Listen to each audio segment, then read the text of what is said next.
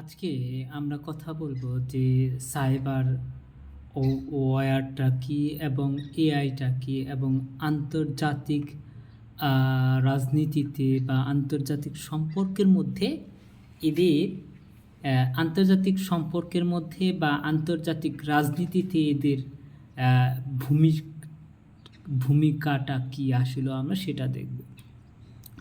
আসলে সাইবার অ্যাটাকটা কি বা সাইবার ওয়্যারটা কি আমরা এটা নিয়ে একটু কথা বলি। আমরা বলি প্রথমে বলি পৃথিবীতে প্রত্যেকটা দেশ স্বাধীন এবং সার্বভৌম এবং স্বাধীন এবং সার্বভৌম এর অনুযায়ী প্রতিটি রাষ্ট্র আবার কোনো না কোনোভাবে একে অন্যের প্রতি হচ্ছে কি নির্ভরশীল। এই নির্ভরতাকে আরও বাড়িয়ে দিয়েছে কোনটা? এই যে সাইবার যুদ্ধ বা হচ্ছে কৃত্রিম বুদ্ধিমত্তা বা এআই, আর্টিফিশিয়াল ইন্টেলিজেন্স। আসিয়া হচ্ছে আমরা সাইবার ওয়্যারটা কি বা হচ্ছে সাইবার যুদ্ধটা কি। এটা হচ্ছে দুইটা দেশের মধ্যে একটা ডিজিটাল সংঘাত। এখানে কম্পিউটার ব্যবহার করা হয়, তথ্য যোগাযোগ প্রযুক্তি ব্যবহার করা হয়, ব্যবহার করে এই সংঘাতটা সংঘটিত হয়। অন্যদিকে এআই হচ্ছে এমন একটি কৃত্রিম বুদ্ধিমত্তা বা সিস্টেম, সেটা হচ্ছে ঠিক এরকমভাবে যে তথ্য প্রযুক্তির মাধ্যমে একটা তথ্যকে বিশ্লেষণ করে, বিশ্লেষণ করে মানুষের বুদ্ধি, মানুষের চিন্তার আদলে কাজের উপযোগী করে তোলে। এটা সাধারণত হচ্ছে মোবাইল ফোন, তারপর হচ্ছে গাড়িতে, তারপর ট্রেনে, বিমানে, বিভিন্ন যন্ত্রের মধ্যে এই এআইটা বর্তমান হচ্ছে ব্যবহার করা হচ্ছে। ওকে, আমরা দেখি আন্তর্জাতিক সম্পর্কে সাইবার যুদ্ধ ও কৃত্রিম বুদ্ধিমত্তার প্রভাব।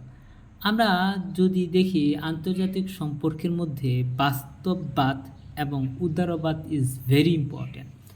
বাস্তববাদের মধ্যে এরকম আছে যে কি, বাস্তববাদের মধ্যে আছে যে রাষ্ট্র হচ্ছে এমন সবচেয়ে গুরুত্বপূর্ণ কর্মঠ, ওকে, বাস্তববাদের অনুযায়ী, যার প্রধান কাজ হচ্ছে জাতীয় নিরাপত্তা নিশ্চিতকরণের মাধ্যমে নিজেদের স্বার্থ এবং লক্ষ্য অর্জনে স্বাধীনভাবে কাজ করা।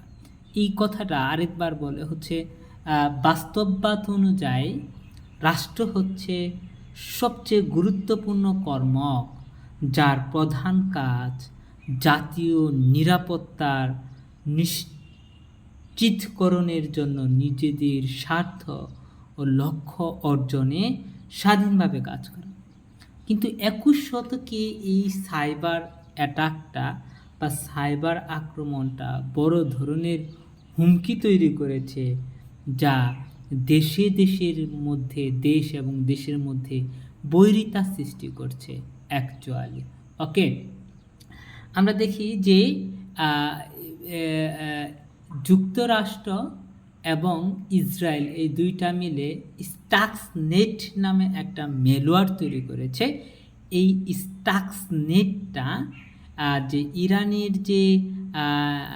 ইরানের যে একটা পারমাণবিক যে রয়েছে, গবেষণা কেন্দ্র রয়েছে, যেটা হচ্ছে নাতানস পারমাণবিক গবেষণা কেন্দ্র, সেখানে কিন্তু তারা সাইবার আক্রমণ চালিয়েছে।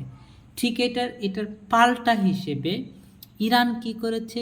ইরান হচ্ছে এরকম সাইবার অ্যাটাক করেছে যেটার মাধ্যমে হচ্ছে ইসরায়েলের হাইফা বন্দর এবং পানি সরবরাহটাকে হচ্ছে, এই ব্যবস্থাটাকে হচ্ছে বিকল করে দিয়েছে। আমরা যদি দেখি যে রাশিয়া আবার এই সাইবার অ্যাটাকের মাধ্যমে যুক্তরাষ্ট্রের নির্বাচনে সে ইন্টারফেয়ার করে। On the other hand, Russia Ukraine যে যুদ্ধ হচ্ছে, এই যুদ্ধের মধ্যে রাশিয়ার উপর পশ্চিমা যে দেশগুলো রয়েছে তারা বা রাশিয়ার উপর হচ্ছে সাইবার অ্যাটাক চালাচ্ছে। এইভাবেই কিন্তু এটা চলে আসছে। অন্যদিকে এআইটা কিভাবে কাজ করছে? এআইটা হচ্ছে এই যে এআইয়ের মাধ্যমে ভুয়া ছবি, ভুয়া তথ্য, এগুলা হচ্ছে ছড়িয়ে ছিটিয়ে দেওয়া হচ্ছে সামাজিক যোগাযোগ মাধ্যমে। এই যে একটা রয়েছে ডিপ ফেক টেকনোলজি ব্যবহার করে এরকমভাবে যে কিছুদিন আগেও যে রাশিয়ার প্রেসিডেন্ট ভ্লাদিমির পুতিন, তারপর হচ্ছে ভ্লাদিমির জেলেনস্কি ইউক্রেনের প্রেসিডেন্ট, এবং যে যে প্রেসিডেন্ট ছিল তদানীন্তন প্রেসিডেন্ট জো বাইডেন, তার কথা, তার ছবি, এবং এরকমভাবে হচ্ছে এটাকে কপি করা হয়েছে যে এটা যে নকল, এটাকে বিশ্লেষণ করাই হচ্ছে আসলে কঠিন হয়ে পড়ছে। এবং এর ফলে কি হয়, এর ফলে হচ্ছে দেশের সাথে দেশের একটা বৈরিতা ইনক্রিজ হয় এবং বৈরিতা হচ্ছে বৃদ্ধি পায়। ফলে এক দেশ আরেক দেশকে বিভিন্নভাবে আক্রমণ চালানোর জন্য তারা প্রস্তুত হয়ে যায়।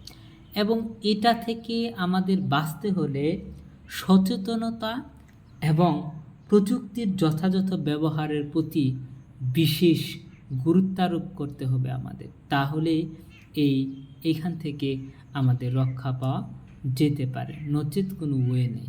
Thank you.